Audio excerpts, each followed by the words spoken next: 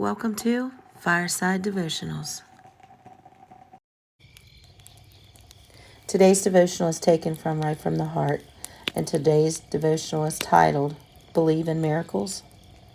Matthew 12:39 says, But he answered and said to them, An evil and adulterous generation seeks after a sign, and no sign will be given to it except the sign of the prophet Jonah.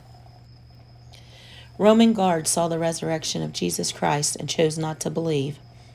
The religious leaders who already believe in God engaged in a cover-up just because they chose not to believe. Even though they had seen miracle after miracle, they chose not to believe. Here is a word for the person who says, I believe in God, I'm religious, but I just can't believe in all this Jesus rising from the dead. Maybe if I could see a miracle, I'd believe. Don't kid yourself.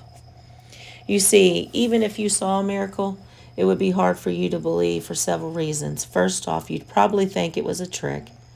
We've become so cynical these days that usually that's the first thing we think. But if you knew in your heart it was for real, you still would have trouble accepting it because of your pride. Why, you ask?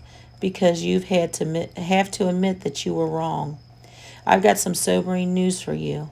If Christ really did raise from the dead, and he really is who he says he is, and if you want to make it to heaven, he is the only way you can make it. You can't do it by yourself, and it's hard to give up that control, isn't it?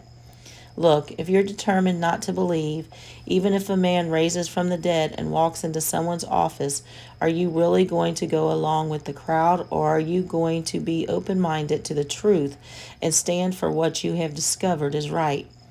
Are you going to be the one who has the faith to believe? It's your choice, miracle or no miracle.